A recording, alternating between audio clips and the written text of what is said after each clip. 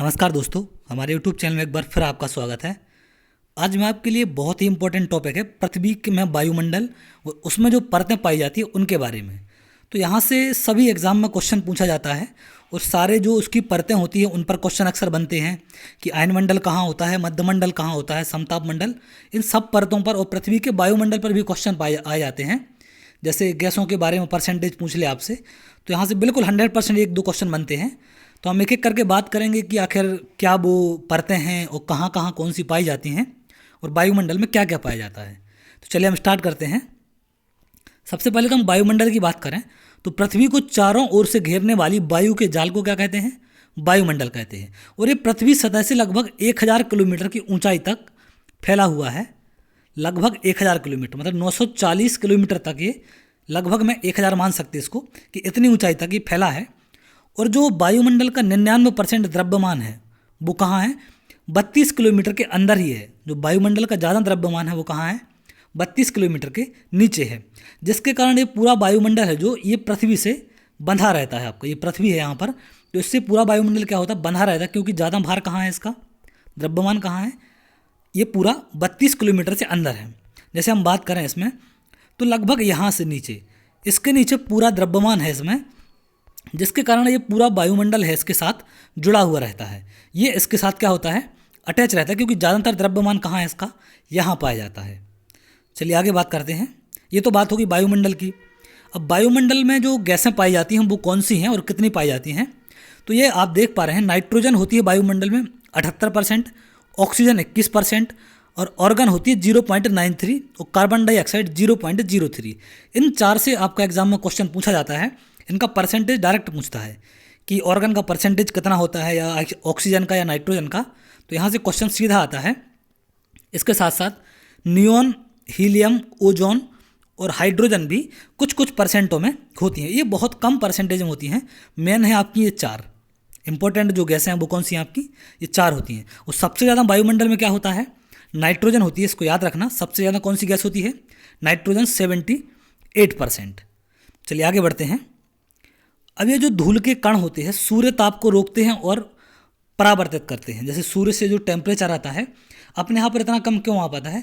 क्योंकि वहाँ से जो धूल के कण हवा में उड़ते हैं या वायुमंडल में उड़ते हैं वो उनको रिफ्लेक्ट करते हैं या उनको रोकते हैं, तो जिसके कारण से ये पूरा टेम्परेचर हमारी ज़मीन पर नहीं पहुँच पाता। वायु में उपस्थित प्रदूषण कण न केवल अधिक मात्रा में सूर्य ताप अवशोषित करते हैं बल्कि स्थलीय विकिरण की अधिक मात्रा को भी अवशोषित करते हैं। मतलब ये उनकी टेम्परेचर, जो किरणों का टेम्परेचर होता है उसको एब्जॉर्ब कर लेता है, अपने आप में अवशोषित कर लेता है, जिससे हमारी पृथ्वी पर कम टेम्परेचर पहुंच पाता, उतना ज़्यादा नहीं पहुंचता। अगला है, वायुमंडल में उपस्थित धूल के कणों के कारण ही हमें सूर्योदय और सूर्यास्त के समय लाल और नारंगी रंग दिखाई पड़ता है। मतलब जो लाल और नारंगी रंग दिखाई देता है हमें सूर्यास्त और सूर्योदय के समय, ये वायुमंडल में जो कण उपस्थित हैं उनके कारण जो उनकी किरणों का रिफ्लेक्ट होती हैं या फिर परावर्तित होती हैं, उनसे हमें ये दो कलर दिखाई देते हैं। सूर्योदय के समय एक लाल दिखाई देता है और सूर्यास्त के समय नारंगी सा कलर जो दिखाई देता है, ये कणों के कारण जो प्रकाश परावर्तित होता है उससे हमें दिखाई देता है। अब आते हैं हम मुख्य लेयरों पे। तो हमारे वायुमंडल में 5 टाइप की लेयर होती हैं। एक तो होती है क्षोभ मंडल, समताप मंडल, मध्यमंडल, ताप मंडल और वायुमंडल। अब एक एक करके हम बात करेंगे इन पर कि कहाँ पाई जाती हैं। तो सबसे पहले हम बात करें क्षोभ मंडल की। तो क्षोभ मंडल की ये जो सबसे नीचे परत होती है, इसके नीचे ये परत, ये क्या है आपकी? क्षोभ मंडल होती है। क्लियर है? इसको ट्रोपोस्फियर बोलते हैं। ये वाली परत कौन सी आपकी? क्षोभ मंडल है।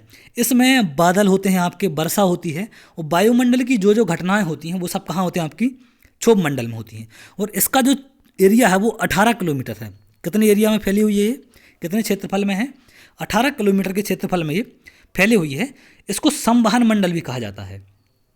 इसको क्या कहते हैं? संवहन मंडल भी इसको कहते हैं।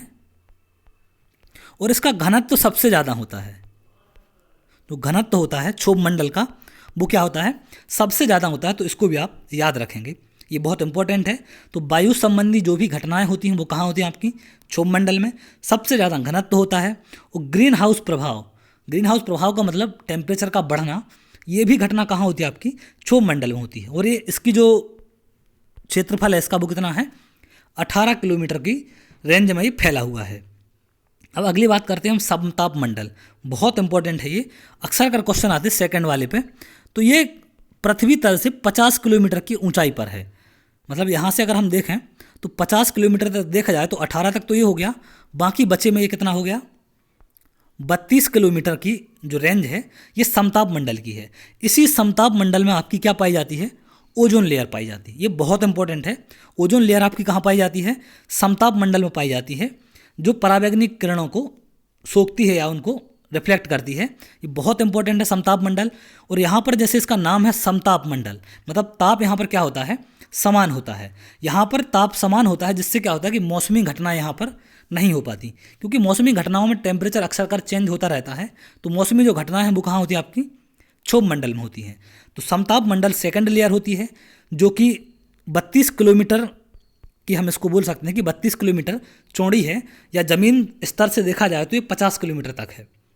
पहले 18 में क्षोभ मंडल है, उसके बाद 32 में समताप मंडल है, तो दोनों को मिला के 50 किलोमीटर हो जाता है। यहाँ पर जो क्लोरोफ्लोरोकार्बन से इसी ओजोन परत को नुकसान पहुँचता है, जो समताप मंडल में आपकी पाई जाती है। तो ये बहुत इंपॉर्टेंट है। और एरोप्लेन, हवाई जहाज़ होते हैं जो आपके, वो भी यहीं उड़ाए जाते हैं। हवाई जहाज़ का उड़ना भी कहाँ होता है, आपका समताप मंडल में होता है। क्लियर है। हवाई जहाज़ जोड़ते हैं आपके, वो कहाँ होते हैं, समताप मंडल में होते हैं। तो ये भी बहुत इंपॉर्टेंट है। अब अगला आता है मध्य मंडल। तो मध्य मंडल कहाँ होता है, ये 80 किलोमीटर तक है। जो मध्य मंडल है थर्ड वाला, ये 80 किलोमीटर, मतलब इसकी भी कितनी रेंज है, 30 किलोमीटर की है। तो यहाँ पर भी मध्य मंडल होता है ये बीच वाला, इसका टेम्परेचर बहुत कम होता है, लगभग -90 डिग्री। यहाँ जो टेम्परेचर है वो क्या हो जाता है, बहुत कम हो जाता है, लगभग -90 डिग्री होता है। अब इसके बाद अगला आता है आपका ताप मंडल, या जिसको हम आयन मंडल बोलते हैं। तो ताप मंडल को हम क्या बोलते हैं, आयन मंडल भी बोलते हैं। इसकी जो रेंज है वो सबसे ज़्यादा है, मतलब 80 किलोमीटर से 680 किलोमीटर तक के बीच ये रेंज है आपकी। इसको हम क्या बोलते हैं, आयन मंडल बोलते हैं। यहाँ पर आपके सैटेलाइट होते हैं, जो वो यहाँ पर आपके उड़ते हैं सैटेलाइट आयन मंडल में, याद रखना इसको आयनोस्फीयर बोलते हैं। तो आयनोस्फीयर में आपके क्या रहते हैं, सैटेलाइट होते हैं, और ये किरणों को, जो रेडियो तरंगें होती हैं, उनको रिफ्लेक्ट करते हैं। हमारे यहाँ जो एंटीने काम करते हैं या सिग्नल काम करते हैं, वो इसी मंडल से रिफ्लेक्ट होकर आते हैं और यहाँ पर काम करते हैं। अगर हम इसको विस्तार में देखें तो पहली बात करें, जैसे ऐसे बना लेता हूँ। ये अगर हम बात करें, क्षोभ मंडल है आपका, ये समताप मंडल है, ये मध्य मंडल है, ये आयन मंडल है, और ये बाह्य वाला है।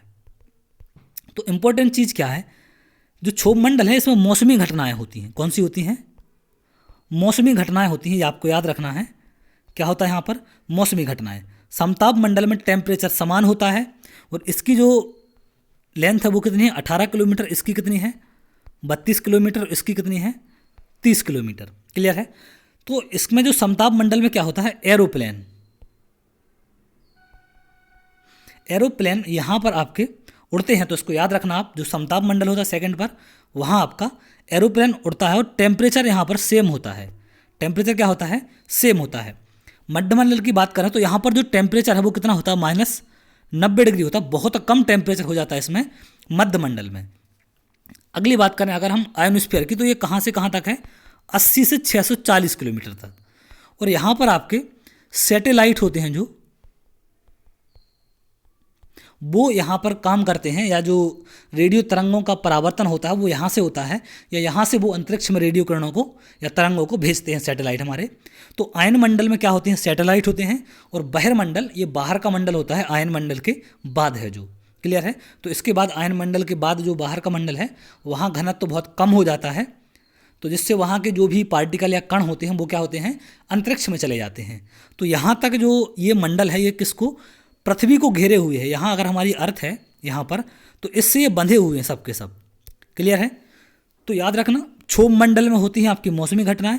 इसको संवहन मंडल भी बोलते हैं, क्षोभ मंडल को। समताप मंडल मतलब तापमान समान है, और जब तापमान समान होता है तो वो आदर्श स्थिति होती है एरोप्लेन को उड़ाने के लिए।